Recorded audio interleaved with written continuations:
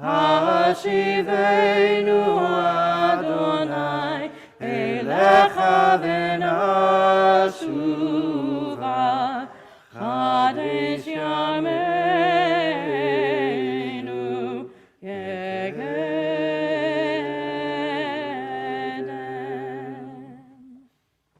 You may be seated.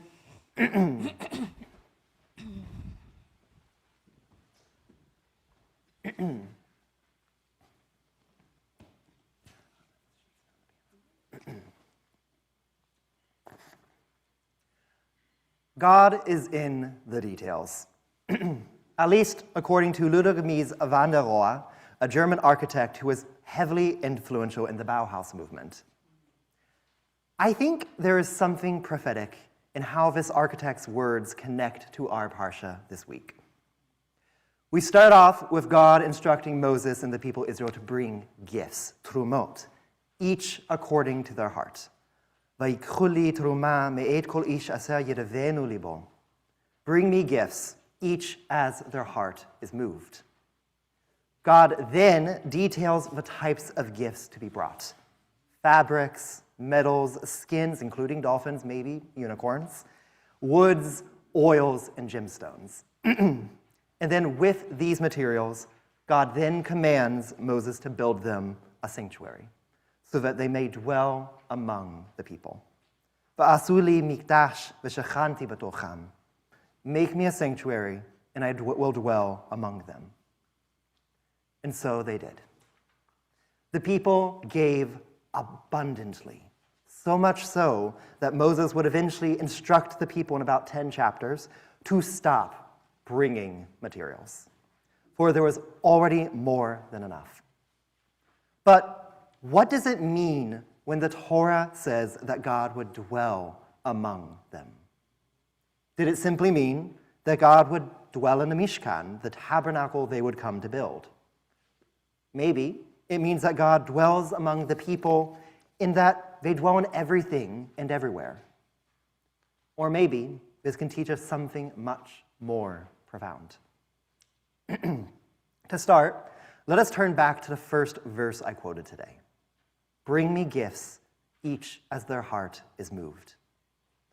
The Bretzlover Rebbe, Rebbe Nachman, teaches that each brings the gifts of goodness that are in their heart, that the tabernacle was built from the good that transpired amidst every person.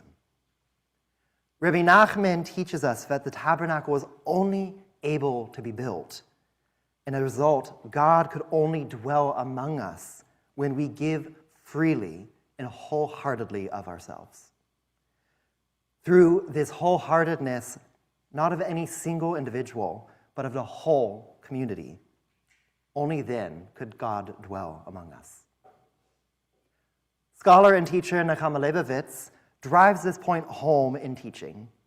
What God is seeking here is not to enter into the sanctuary, but into their hearts. The process of contributing to the building of the Mishkan, God's portable sanctuary, is used precisely to foster a sense of wholeheartedness, is used to train us to live lives in which we act through a true desire to do good, to help build something holy. The 19th century Russian rabbi, often known as the Malbim, teaches that each of us needs to build a tabernacle within the recesses of our heart. Through this, we prepare ourselves to be a place in which God dwells. What then is the answer to our question? What does the Torah mean when God says they will dwell among us? It means that God will dwell within us, among us, and in the ways, big and small, that we create space for holiness in our lives and in the world. As I said earlier, God is in the details. God will dwell among us through our acts of gimilut chasidim, of loving kindness.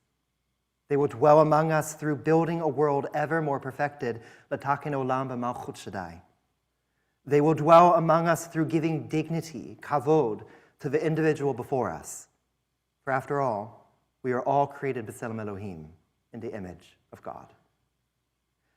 through building this world in that image, through making a sanctuary in which God can dwell, a sanctuary within our hearts. That is how God dwells among us. Shabbat Shalom. At this time, I'm going to invite Cantor Silverberg up to lead a little bit extra piece of a devar today with some words.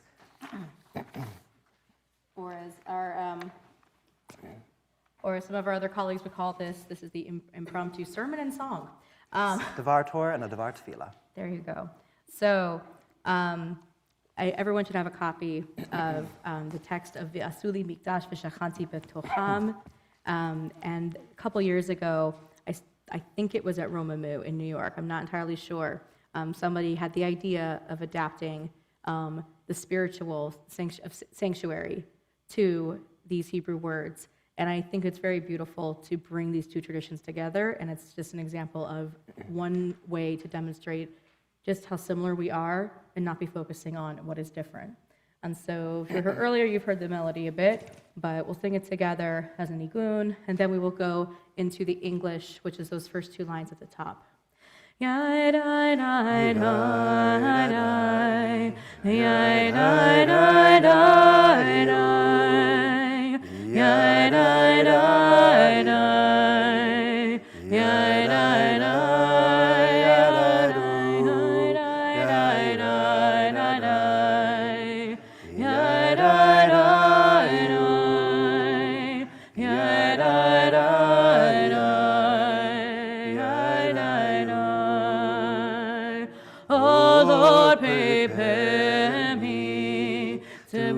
Sanctuary, pure and holy, tried and true, and with thanksgiving, I'll be a living sanctuary for you.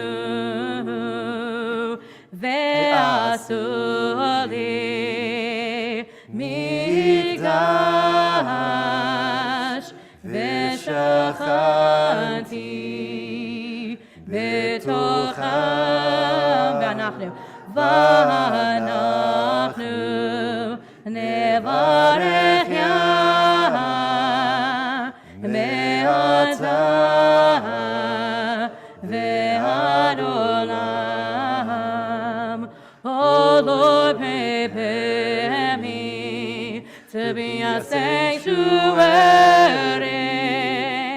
pure and holy, tried and true, and with thanksgiving, I'll be a living sanctuary for you. Shabbat Shalom. Shabbat Shalom.